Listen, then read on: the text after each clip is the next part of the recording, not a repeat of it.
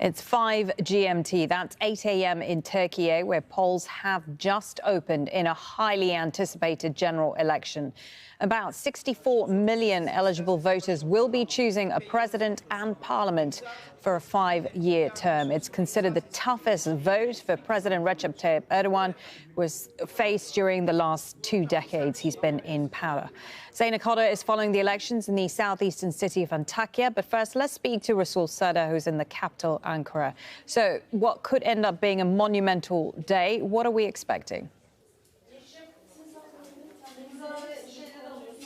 Well, indeed, it's a monumental day. This election is regarded as a pivotal one for Turkey. So the polls just got open 2 minutes ago. We haven't seen anyone voting yet. However, here you can see that officers are making the final preparations. The ballot box is there.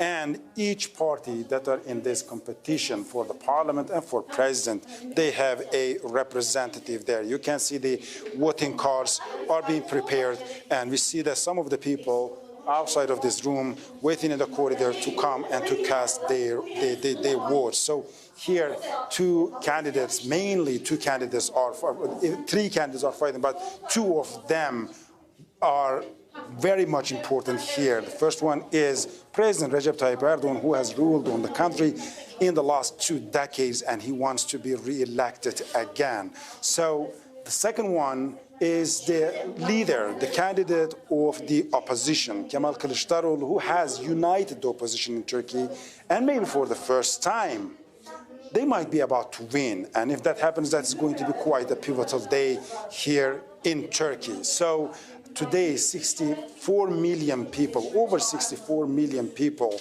are expected internally and externally and abroad are expected to vote. And the candidates here need to surpass 50% plus 1 vote to win outright. If none of the candidates pass that threshold, then the election will go to the second run, and it's going to be between the 2 candidates who received the most of the votes. And that is something that Turkey is not used to. Turkey is not used to the runoffs. So if none of them surpass 50%, then the next 2 weeks are going to be quite tense.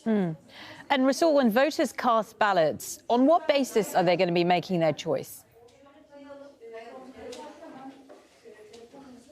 Well, there are various factors here. So internally and internationally, even emotional and ideological lines are going to play a crucial role. So that's why President Erdoğan, trying to appeal his conservative base, he was promising a more powerful Turkey, a more assertive Turkey internationally, and he was saying that he and his government has made Turkey a regional power, but now it's time to make it an international actor, a global power. So, and on the other hand, we see that the opposition, on the other hand, was trying to appeal its bases by promising more democracy, greater individual rights, and also internationally having better relations with the West, particularly.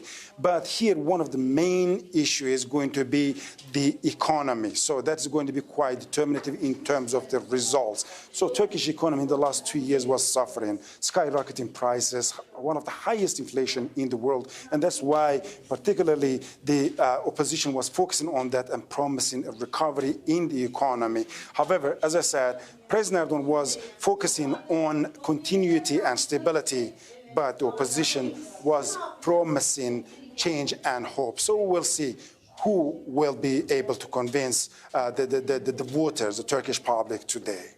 Rasul Serdar there for us in Ankara. We can cross now to Zeynep Hoda, who's in the city of Antakya in Hatay province, which is one of the epicenters of February's magnitude 7.8 devastating earthquake. Zeynep, considering the devastation that much of the province suffered during that quake, what sort of logistical challenges has this posed for voting and campaigning?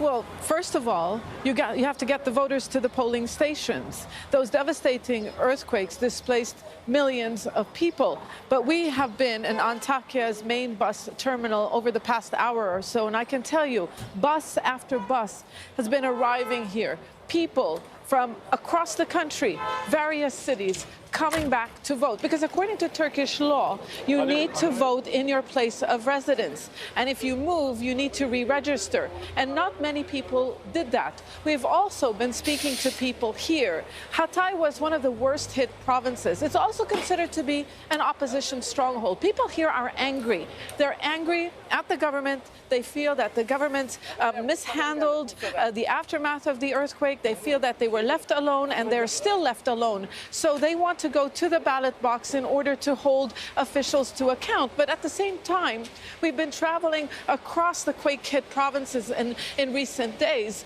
The ruling party still maintains support in their traditional strongholds. So it's hard to say which way this vote will go, but every vote counts. And this is why you're seeing all these people coming back. Many of them have been traumatized from the earthquake. It's the first time they've come back. We've seen people greet their family members for the first time. So this is a major challenge, getting them to the polling stations. Even those who are living in informal settlements, they don't even have cars. What we understand is that the political parties are doing their best to provide transport to encourage people to vote. Because like I said, a highly contested election means every vote counts. OK, Zena Khoda speaking to us there from the southeastern city of Antakya. Good to speak to you. We'll be speaking to our correspondents throughout the day, and lots of analysis on the Turkish election.